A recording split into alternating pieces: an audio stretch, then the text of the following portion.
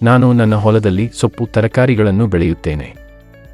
ನಾನು ಸಾಮಾನ್ಯ rain pipe ಮತ್ತು ಲೇಸರ್ ಸ್ಪ್ರೇ ಎರಡನ್ನೂ ಬಳಸಿದ್ದೇನೆ. 15 ಗುಂಟೆ ಜಮೀನಿನಲ್ಲಿ ಸಾಮಾನ್ಯ ರೇನ್ ಪೈಪ್ ಅಳವಡಿಸಿದಾಗ 5 ರೋಲ್ಗಳು ಬೇಕಾಗಿದ್ದವು. ಉಳಿದ 15 ಗುಂಟೆ ಜಮೀನಿನಲ್ಲಿ ಲೇಸರ್ ಸ್ಪ್ರೇ ಅಳವಡಿಸಿದೆ. ಅದಕ್ಕೆ ಕೇವಲ 2 ರೋಲ್ಗಳು ಸಾಕಾದವು. ಸಂಪೂರ್ಣ ಹೊಲದಲ್ಲಿ ನೀರು ಸಮಾನವಾಗಿ ಬೀಳುತ್ತದೆ. ಆರಂಭದಿಂದ ಕೊನೆಯವರೆಗೂ ನೀರಿನ ವಿತರಣೆ ಸಮಾನವಾಗಿರುತ್ತದೆ. ಹೊಲದ ಯಾವುದೇ ಭಾಗ ಒಣಗಿರುವುದಿಲ್ಲ. ಲೇಸರ್ ಸ್ಪ್ರೇ ನಮ್ಮ ಕುಟುಂಬಕ್ಕೆ ವರದಾನವಾಗಿದೆ. 15 ಗುಂಟೆಗೆ 5 ರೋಲ್ ರೇನ್ ಪೈಪ್ ಬೇಕಾಗಿತ್ತು.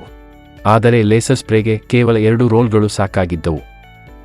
2 ರೋಲ್ ಲೇಸರ್ ಸ್ಪ್ರೇ ಹೇಗೆ 5 ರೋಲ್ ಸಾಮಾನ್ಯ ರೇನ್ ಪೈಪ್ಗೆ ಸಮವಾಗುತ್ತದೆ? ಲೇಸರ್ ಸ್ಪ್ರೇ ಕಡಿಮೆ ಪ್ರಮಾಣದಲ್ಲಿ ಏಕೆ ಸಾಕಾಗುತ್ತದೆ? ಇದನ್ನು ಈ ವಿಡಿಯೋದಲ್ಲಿ ವಿವರಿಸಿದ್ದೇವೆ. ಲೇಸರ್ ಸ್ಪ್ರೇ ಹೆಚ್ಚು ವಿಶಾಲ ಪ್ರದೇಶಕ್ಕೆ ನೀರಾವರಿ ಒದಗಿಸುತ್ತದೆ. ಅದಕ್ಕಾಗಿ ಇದನ್ನು ಹೆಚ್ಚಿನ ಅಂತರದಲ್ಲಿ ಹಾಸಲಾಗುತ್ತದೆ. ಕಡಿಮೆ ಲೈನ್ಗಳ ಮೂಲಕ ಲೇಸರ್ ಸ್ಪ್ರೇ ಸಂಪೂರ್ಣ ಹೊಲಕ್ಕೆ ನೀರಾವರಿ ಒದಗಿಸುತ್ತದೆ. ಆದ್ದರಿಂದ ಲೇಸರ್ ಸ್ಪ್ರೇ ಕಡಿಮೆ ಪ್ರಮಾಣದಲ್ಲೇ ಸಾಕಾಗುತ್ತದೆ. 1 ಎಕರೆಗೆ ಕೇವಲ 600 ಮೀಟರ್ 6 ರೋಲ್ಗಳು ಲೇಸರ್ ಸ್ಪ್ರೇ 32 ಮಿಮಿ ಸಾಕಾಗುತ್ತದೆ.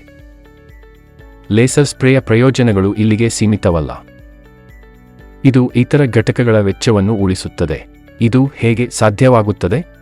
ಇದನ್ನು ಅರ್ಥಮಾಡಿಕೊಳ್ಳಲು ಈ ವಿಡಿಯೋವನ್ನು ಮುಂದುವರಿಸಿ ನೋಡಿ. ಲೇಸರ್ ಸ್ಪ್ರೇಯನ್ನು ಹೊಲದಲ್ಲಿ ಹೆಚ್ಚಿನ ಉದ್ದಕ್ಕೆ ಹಾಸಬಹುದು.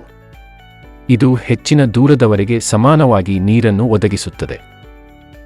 ಆದ್ದರಿಂದ ಚಿತ್ರದಲ್ಲಿ ತೋರಿಸಿದಂತೆ ಕಡಿಮೆ ಮುಖ್ಯ ಲೈನ್, ಸಬ್ಮೇನ್ ಲೈನ್ ಮತ್ತು ಫಿಟ್ಟಿಂಗ್ಗಳು ಸಾಕಾಗುತ್ತವೆ.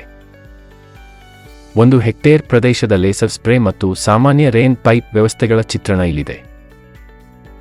ಲೇಸರ್ ಸ್ಪ್ರೇ ವ್ಯವಸ್ಥೆಯಲ್ಲಿ ಮುಖ್ಯ ಲೈನ್ ತುಂಬಾ ಚಿಕ್ಕದಾಗಿದೆ ಎಂಬುದನ್ನು ನೀವು ನೋಡಬಹುದು. ಉಪಮುಖ್ಯ ಲೈನ್ ಕೂಡ ಕಡಿಮೆ ಉದ್ದದಲ್ಲಿದೆ. ಬಹಳ ಕಡಿಮೆ ವಾಲ್ವ್ಗಳು ಮತ್ತು ಎಂಡ್ ಕ್ಯಾಪ್ಗಳು ಅಗತ್ಯವಿರುತ್ತವೆ.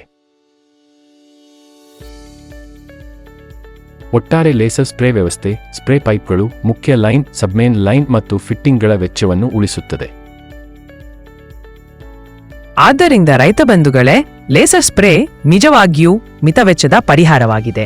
ಲೇಸರ್ ಸ್ಪ್ರೇ ಒಂದು ವಿವೇಕಪೂರ್ಣ ಆಯ್ಕೆಯಾಗಿದೆ.